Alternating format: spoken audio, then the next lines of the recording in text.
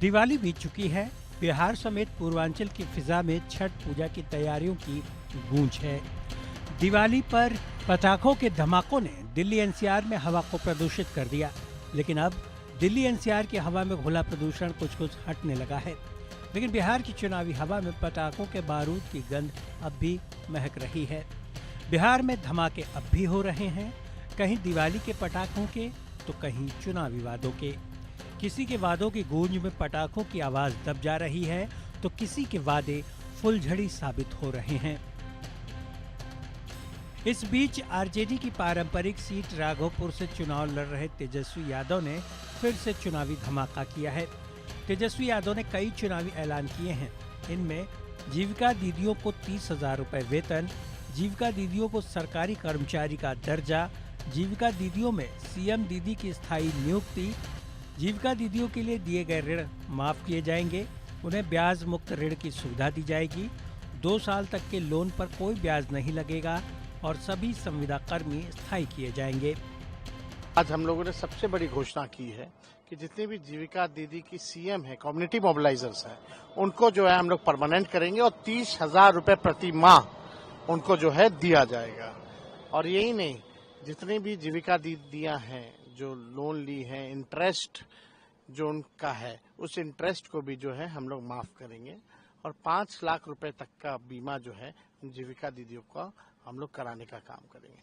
दूसरी सबसे बड़ी घोषणा है कि सरकार में कमीशन खोरी इतनी बढ़ गई है कि आउटसोर्स सब कुछ जो है संविदा कर्मियों, बिना संविदा कर्मियों के ये सरकार चल नहीं सकती है, लेकिन उनके साथ अन्याय हुआ है। तो जितने भी विभाग में या जिलों में या जितने भी बेल्ट्रॉन जैसी एजेंसियों में जो संविदा कर्मी है, उन सभी संविदा कर्मियों को हम लोग जो है परमानेंट करने का काम करेंगे। दिवाली से पहले तेजस्वी यादव ने महागठबंधन के सत्ता में आने पर हर घर में एक सरकारी नौकरी का वादा किया है। तेजस्वी के चुनावी वादों पर बीजेपी अब हमलावर है। बीजेपी इसे बिहार की जनता के साथ मजाक बता रही है। बीजेपी ने तो तेजस्वी पर हमला करते हुए इशारों में लैंड फॉर जॉब घोटाले की याद दिलाते हुए कहा कि तेजस्वी नौकरी के बदले घर और संपत्ति लेंगे। तो मुझे लगता है महागठबंधन के सहयोगियों को पूरा संकेत है कि आने वाले समय में कांग्रेस की कारगुजारियां क्या हो सकती हैं।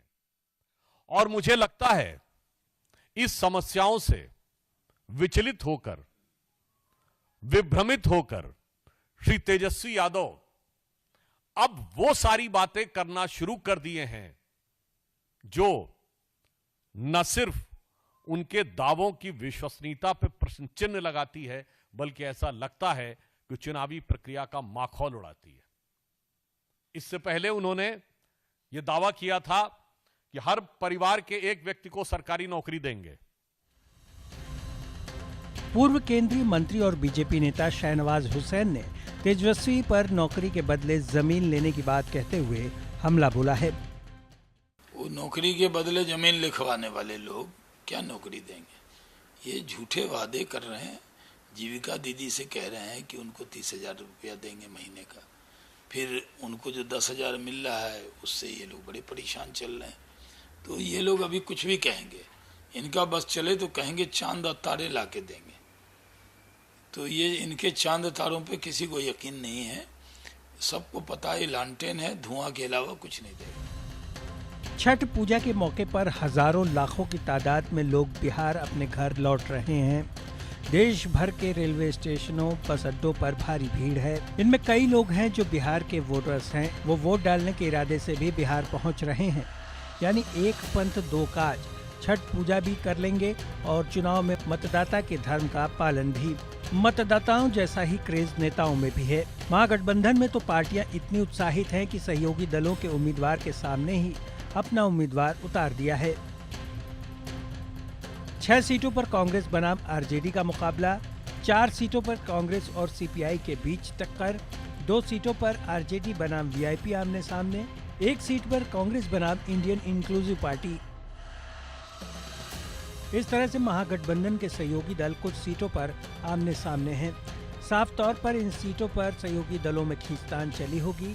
नतीजा अब फ्रेंडली फाइट ही सही, हार और जीत तो होगी ही। बहरहाल कांग्रेस और आरजेडी में सीटों और साझा घोषणा पत्र पर उलझन को सुलझाने की जिम्मेदारी कांग्रेस नेता अशोक गहलोत को मिली। गहलोत पटना पहुंचे, तेजस्वी से लालू यादव से उनके आवास पर 1 घंटे मुलाकात की। मुलाकात के बाद अशोक गहलोत ने कहा कि महागठबंधन में सब ठीक है। राहुल गांधी और तेजस्वी यादव मिलकर चुनाव अभियान शुरू करेंगे, मिलकर प्रचार करेंगे। अशोक गहलोत जो भी कहें, लेकिन इस मुलाकात के बाद भी फ्रेंडली फाइट का मसला सुलझा नहीं।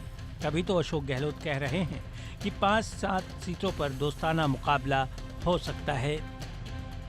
कॉन्फ्रेंस है, उसके अंदर तमाम क्लैरिटी रहेगी, कन्फ्यूजन है वो समाप्त हो जाएगा। पूरा महागठबंधन एकजुट होकर चुनाव मैदान में उतर रहा है। पूरा थोड़ा एक कन्फ्यूजन पैदा कर दिया गया, वो दम नहीं है। 243 सीटें हैं बिहार में।